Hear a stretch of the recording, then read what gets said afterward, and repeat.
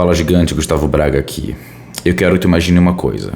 Que tu tá com um time de antropólogos e acabou de chegar numa floresta muito distante de onde tu mora. Nessa floresta tu encontra uma tribo que está isolada do resto da civilização. Eles nunca entraram em contato com outras pessoas. Vocês, estão num time de antropólogos e decidem estudar aquela tribo. Vocês percebem que aquela tribo tem 7 elementos. Eles têm um sistema de crença que usa 7 elementos. Esses mesmos 7 elementos são usados desde indivíduos que atraem multidões até casais e famílias e grupos e empresas e cidades e estados e países e grandes marcas. As pessoas e marcas no geral que atraem multidões usam proposital ou instintivamente esses mesmos 7 elementos que essa tribo isolada que tu acabou de conhecer também usa dentro desse pequeno sistema que eles criaram. Eu vou te falar desses 7 elementos. Esses 7 elementos formam o que a gente chama de primal branding. Primal no sentido primário, no sentido primitivo, fundamental. Esses elementos são esses: história de criação, crença, ícones, rituais, palavras sagradas, pagãos e líder. A história de criação, de onde a ideia surgiu. Quando a gente fala, por exemplo, de uma marca pessoal, de um curso que tu vende, ou de uma grande empresa que tem um primeiro produto que revoluciona o mercado. De onde surgiu a ideia de criar esse produto? De onde surgiu a ideia de criar essa marca? De onde surgiu a ideia de começar a criar conteúdo? De onde surgiu a ideia de criar o teu primeiro curso? Eu quero que tu faça um paralelo aqui com religiões, porque todas as religiões também usam esses mesmos 7 elementos. Lembrando que esses 7 elementos compõem um sistema de crenças. Logo, religiões também os utilizam. Então, pense no cristianismo, por exemplo. Qual é a história de criação do cristianismo? De onde surgiu Deus, de onde surgiu o mundo, de onde surgiu Jesus, etc. Crença. Sobre o que é a tua empresa? O que é uma frase que resume tudo que tu faz e acredita? Por que você existe? A crença da minha marca é ser gigante sem diminuir ninguém. E eu vou te dar mais alguns exemplos de outros elementos que eu uso e tu vai começar a perceber como eles se encaixam. Ícones. Ícones, para mim, foram... O conceito de ícones foi o que mais me atraiu e fez eu mudar a forma como eu pensava sobre branding. Ícones são concentrações de significado que representam o que você é. Então, o seu gosto, o seu som, as suas informações táteis, né? Qualquer informação, qualquer concentração de significado que une um dos 5 sentidos à tua marca. Os ícones podem ser visuais, sonoros, táteis, palatais e olfativos. E por que ícones foram especiais para mim? Porque no universo de criação de marcas, a gente está muito acostumado com os ícones visuais, como fontes, cores, logo. Mas 2 coisas foram novas para mim. Primeiro, a expansão do conceito de ícone visual. Ou seja, não só uma logo, não só uma fonte, não só uma cor são ícones visuais, mas a roupa que eu visto, o formato do meu cabelo, a cor do meu cabelo, formato do meu rosto, se eu tenho barba ou não, se eu uso óculos ou não, o meu ambiente, qualquer informação visual que é repetida torna-se parte da tua marca. Então essa foi a primeira mudança de paradigma para mim no sentido dos ícones. A segunda foi a expansão desse sentido dos ícones, né? Então, olfativos, palatais, táteis e sonoros. Então, quais são os... por exemplo, a Netflix tem um ícone visual, que é a cor vermelha, que é o N, que é o logo deles, entre outras coisas, a própria interface do site, do aplicativo.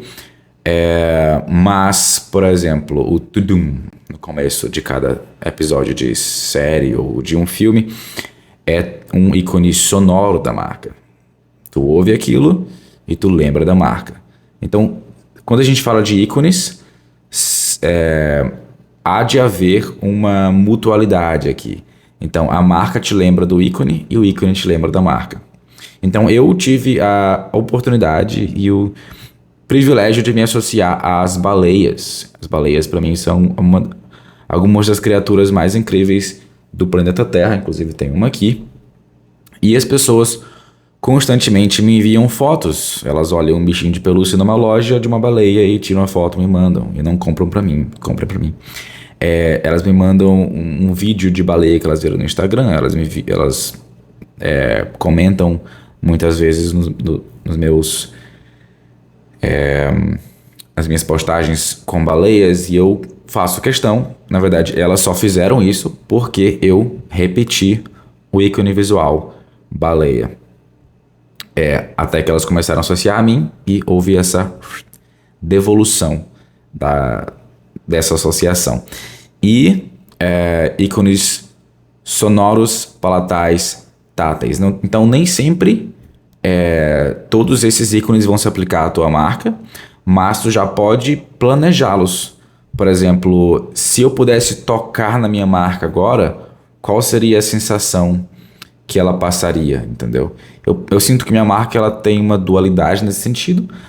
Tem o lado mais aquático da coisa, por causa da associação com baleias, mas também tem um lado mais de papel, de coisa...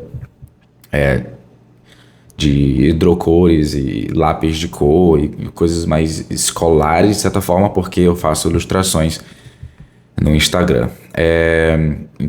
Mas tu pode, por exemplo, se um dia tu for ter um produto físico, que experiência tátil tu quer transmitir para essa pessoa?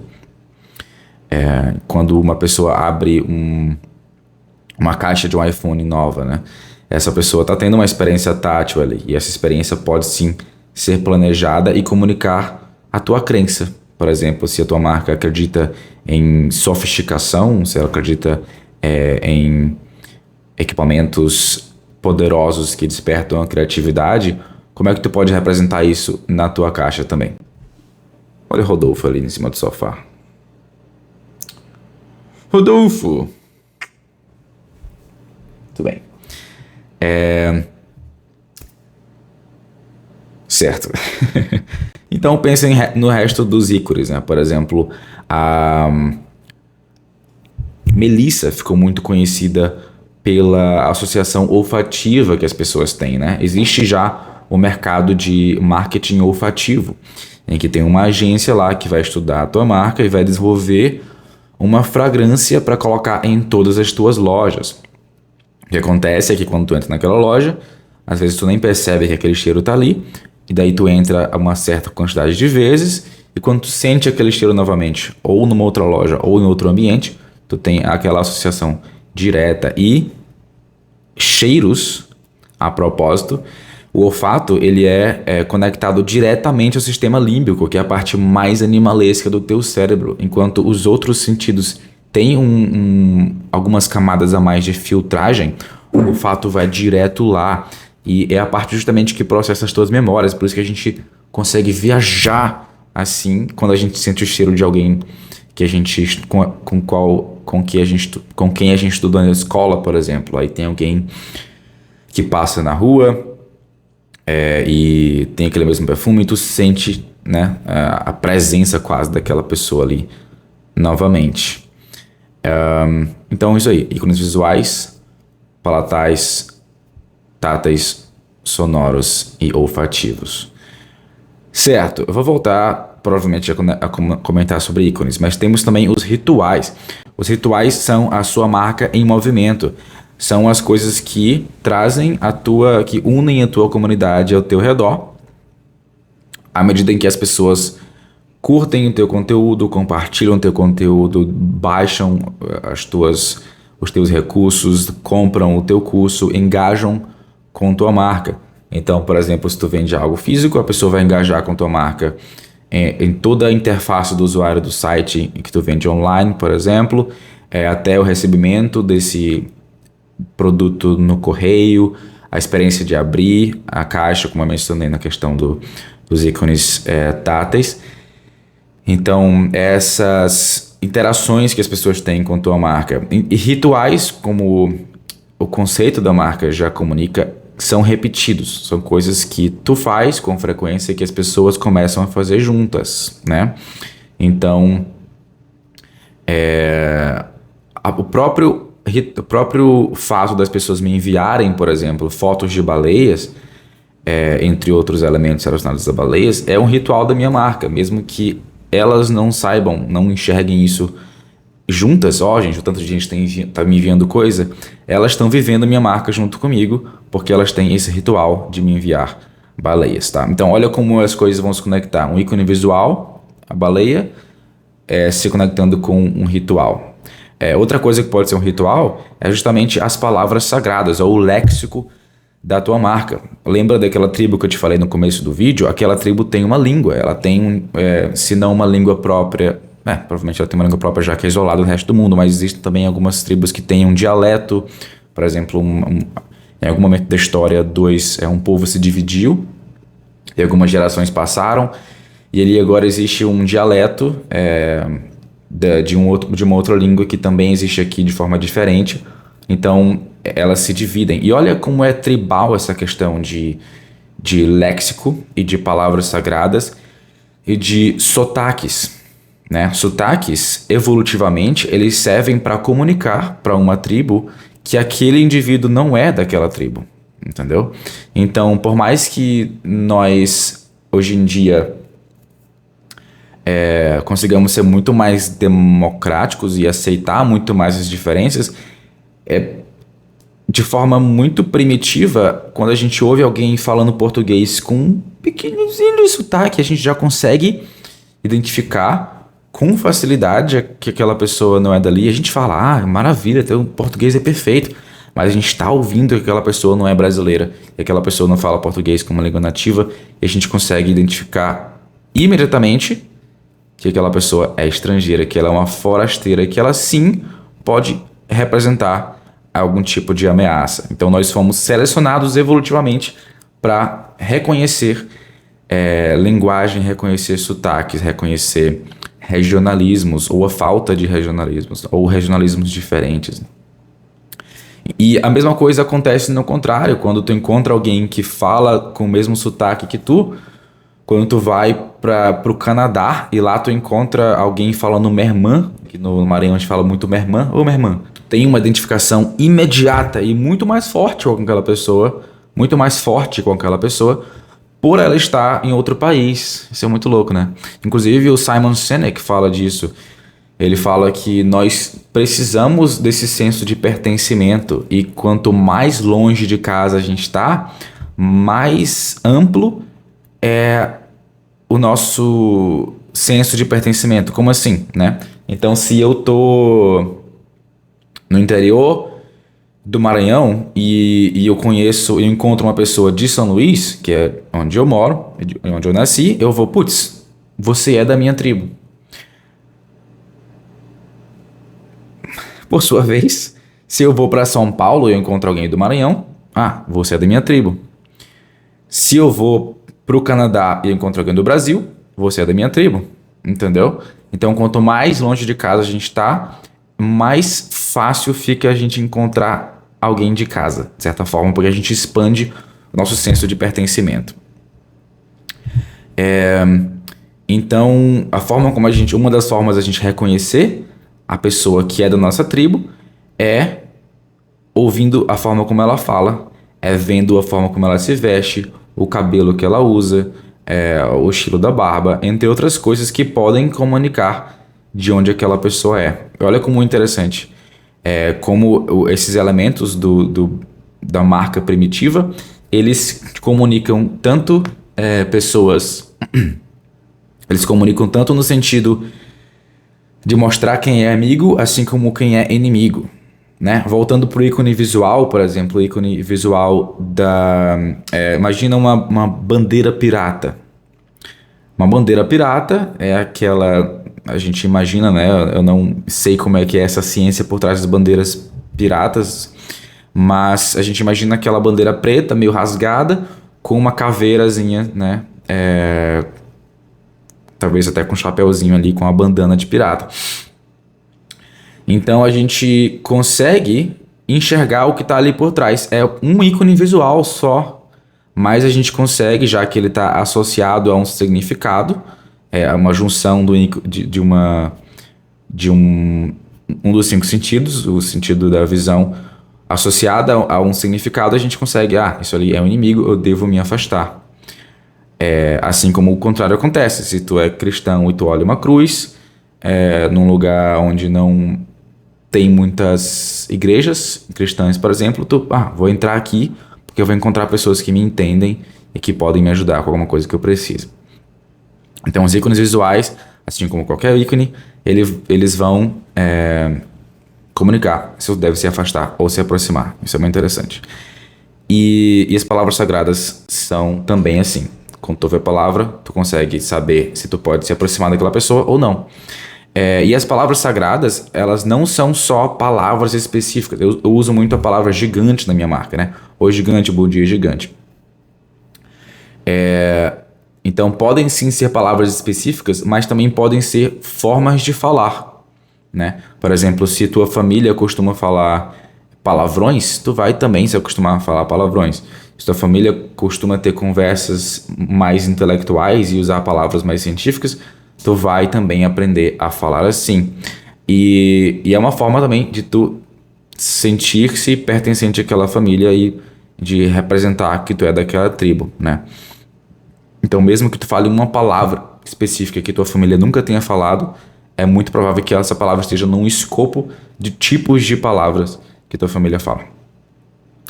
Daí nós temos os pagãos. Os pagãos são os não crentes, são as pessoas que não acreditam no que tu acredita. E uma coisa muito interessante aqui é entender quem você não é, te ajuda a entender quem você é ou quem você quer ser, né? Então, como a gente fala, você pode estar num momento de estar planejando esses 7 elementos, estar botando no papel. Você vai se perguntar quem eu quero ser, como eu quero ser visto. E daí tu vai também, depois disso, escrever como tu não quer ser visto. Então, por exemplo, os meus pagãos são os empreendedores que compartilham a diminuição das pessoas, né? Que acreditam em diminuir os outros para crescer, né? Você tem que sair na frente, você tem que usar elementos persuasivos, mas muito mais próximos da manipulação, tem que vender de qualquer jeito, você tem que convencer a pessoa a comprar, você tem que deixar os outros para trás, enquanto você trabalha, os outros estão dormindo. Aquela coisa de sempre se botar acima em detrimento dos outros. Eu não vejo problema em se aumentar, em se vangloriar, não. Mas não em detrimento dos outros, né? Inclusive, um pequeno comentário, tem um rapper que eu gosto, que eu tenho ouvido ultimamente, que é o Conor Price. E ele é um artista muito raro nesse universo, porque ele não fala mal de ninguém, ele não fala palavrão, ele não critica o governo ou o sistema. Ele só fala, putz, hoje eu tô me sentindo muito feliz, tipo, muito alto, no sentido literal da palavra. Uma frase que ele usa numa música, eu me sinto tão alto que eu consigo dar um toque aqui no piloto, saca? Então, são frases, de certa forma, inocentes, que aumentam ele, mas que não diminuem ninguém. Isso é bem legal. E uma das minhas hashtags, que é uma palavra sagrada minha, que é gigantes nadam juntos. Então, tu pode sim se aumentar, aí tu pode aumentar o outro junto, não precisa ser uma competição, saca? E temos o líder. O líder é a cara por trás dessa marca, né? É a pessoa que mete a cara no mundo para proteger aquela crença lá do começo, né? Então é uma pessoa que tem a vontade de, em níveis diferentes, de recriar o mundo a partir do seu ponto de vista. Então esse é o líder. Por exemplo, na Apple a gente tem o Steve Jobs, né? Então o Steve Jobs, ele tanto é um ícone visual, ele é em si uma marca, que é um ícone da marca Apple, E também é o líder da marca. O líder da marca, né? O líder da marca. Hoje em dia temos o Tim Cook, que é o atual líder, então os dois tornam-se líderes da marca. Então pensa que tu é o líder da tua marca e tu também vai carregar elementos dentro de ti que vão contribuir com a tua marca. Quando a gente fala de marca pessoal, que é o caso aqui, essas duas marcas vão se unir, né? A marca do que tu apresenta nas redes sociais, do empreendedor, do criador de soluções, do criador de um curso, do resolutor de problemas, assim como a marca tua mesma, pessoal, as coisas que tu gosta de fazer, os teus hobbies, coisas pessoais, elas vão ter uma intersecção ali. E é muito importante que tu tenha essa marca pessoal forte, que tu apresenta para as pessoas, porque é possível que tu precise sair depois da tua própria marca pessoal. Sim, tu pode criar uma marca, eu posso criar a marca, eu tenho a marca Gustavo Braga, e eu posso sair da marca Gustavo Braga, e outras pessoas podem assumir a marca Gustavo Braga, sim. Isso acontece muito quando a pessoa morre, e as pessoas criam um instituto, alguma coisa, e que é justamente para manter aquela marca que foi populada e foi criada por aquela pessoa que viveu, e ela continua vivendo nas outras. E isso que é branding. Pensa isso. Branding é viver nas outras pessoas. Inclusive eu li um livro do Schopenhauer que ele fala sobre morte muito, né? As pessoas falam que ele é pessimista, mas eu não achei ele pessimista. Eu achei que ele fala de coisas que a gente não tem coragem de falar, como a morte. Alguns conhecimentos que ficaram comigo foram... Ele usa bastantes alegorias, eu gosto de alegorias, né? De metáforas para as coisas. E ele fala, por exemplo, que a morte de um indivíduo não é tão importante assim, no sentido de que para a espécie não tem tanto impacto. E ele usa um arco-íris como exemplo, né? Se tu olha, tá numa cachoeira e se forma um arco-íris ali, o arco-íris, apesar de passarem milhares de gotículas através daquele arco-íris, o arco-íris continua intacto. Então existem pessoas nascendo e morrendo, mas a espécie continua intacta. Então é uma ideia interessante, que talvez não tenha tanto a ver com branding aqui diretamente, mas outra ideia que ele fala interessante é essa, de que a gente é 50% da gente. O resto da gente mora nas outras pessoas. E outra forma de conceituar a marca, na verdade outra forma de conceituar branding que eu uso é repetição. Branding é repetição. Então, esses 7 elementos aqui, a única coisa que tem que fazer com eles é repeti-los. Por isso tem que criar conteúdo. Tem que criar conteúdo de várias formas do jeito que tu quiser criar, mas tem que repetir esses elementos. Todos de uma vez? Não necessariamente. Pode começar a fazer por exemplo, eu uso bastante a baleia. Então, baleia. É só um ícone visual. Eu não necessariamente associei a princípio com uma crença. Aí depois eu botei a crença naquilo. Aí depois se eu uso muito a baleia, então o ícone da cor azul começou a ser muito associado a mim. Aí eu comecei a colocar a palavra gigante. Aí eu vou colocando outras camadas. Não precisa ser tudo de uma vez, mas é a repetição que faz com que as pessoas tenham uma parte de ti dentro delas. Por outro lado, marca é reputação. Então, branding é repetição e marca é reputação. Porque reputação é justamente o que as pessoas pensam de ti. É a imagem que elas têm de ti. Eu quero que tu imagine agora que tu tá pensando no teu melhor amigo ou melhor amiga e tu tem que dar um presente para esse amigo ou amiga. O que tu vai fazer para escolher um presente que essa pessoa vai amar? Tu vai acessar a marca dela. Tu vai acessar a reputação dela. Tu vai acessar a imagem que ela tem dentro de ti. Então essa tua amiga, ela gosta muito do Grêmio, ela gosta muito de café, ela gosta muito da cor azul, ela adora nadar, ela gosta muito de praia, ela tem um cachorro, tem um labrador, e o nome dela é Mariana. Então olha o tanto de informação que tu tem sobre ela, olha o tanto de presente que tu consegue dar para ela. Tu consegue dar uma camisa do Grêmio, tu consegue dar uma caneca de café, tu consegue dar uma nova coleira pro cachorro, tu tu consegue dar alguma peça de roupa azul, tu consegue dar uma viagem para um lugar que tem praia, tu pode dar um pacote de aulas de natação para ela. Então são várias informações que tu tem sobre ela que te permitem que tu tome essa decisão. Isso só funciona se ela repetir. Se ela vestir a camisa do Grêmio uma vez e torcer para um jogo do Grêmio, tu não vai associá-la com o Grêmio, porque ela só usou uma vez. Se ela usar uma peça azul ou comentar uma vez na vida dela que ela gosta de azul, tu não vai conseguir associá-la com azul. É por isso que tu tem que definir esses 7 elementos e tu tem que ter consistência com eles. Porque só assim que tu vai criar esse apartamentozinho na cabeça das pessoas. Eu até brinquei com uma amiga minha um dia desse, que ela me mandou uma baleia num dia, uma foto de uma pelúcia de baleia. Aí no dia seguinte ela olhou uma foto minha, uma foto de... ela estava em Campinas, eu acho. Mandou uma foto de uma loja com o nome Gustavo, no nome da loja. Gustavo Óticas Gustavo, uma coisa assim. E daí ela mandou também a foto. Aí eu brinquei, eu adoro o apartamentozinho que eu tenho na tua cabeça. Porque é como se fosse isso. Tu instala ali até tem a expressão, né, de alugar um triplex na cabeça de alguém. É fazer com que a pessoa pense bastante em ti. Então é isso que tu faz quando tu repete esses elementos. E um comentário que eu tenho que fazer aqui. Muita gente fala, não seja um personagem.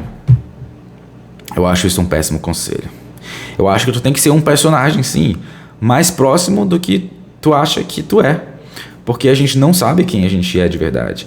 No meu curso, Método de Bart, a gente vai tratar justamente das 4 camadas. E uma delas é inacessível. A camada inacessível é o quem tu é. Tu não consegue saber realmente quem tu é de fato.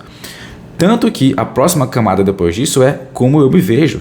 Se existe uma camada que diz como eu me vejo, significa que existe um ângulo que eu consigo me ver. Ou alguns ângulos que eu consigo me ver, mas não todos. Daí tem a próxima camada que é como eu quero ser visto. E tem a última camada que é como eu sou visto. E o método de Bart é justamente uma forma de a gente navegar por essas 3 camadas que são acessíveis e que são maleáveis, né? Que a gente consegue escolher e agir estrategicamente de acordo com elas. Logo, sim, tu tem que escolher um personagem, porque tu tem que escolher como tu quer ser visto. A gente consegue ser várias coisas. Pensa na forma como tu fala com tua mãe, a forma como tu fala com um amigo próximo, a forma como tu fala com um colega, a forma como tu fala com um professor, como tu fala com uma autoridade. Existe sim uma interseção entre todos esses eus, esses tus, mas cada um deles é um personagem. E sim, tu tem que escolher quem tu quer ser consistentemente nas redes sociais para criar a tua marca pessoal ao redor disso.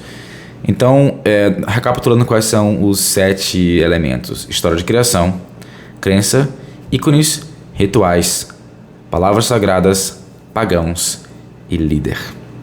A propósito, lá no meu Instagram, no meu link da bio, eu criei, você pode baixar gratuitamente, uma ferramenta chamada O Cajado, que é uma ferramenta que eu ilustrei, que é um canvas com esses 7 elementos, com algumas perguntas-chave para tu imprimir e colocar ali as tuas respostas e entender quais são os elementos que tu vai começar a repetir consistentemente na tua comunicação para alugar esse apartamentozinho na cabeça das pessoas. Então é isso aí. Muito obrigado por ter ouvido até agora e até o próximo vídeo.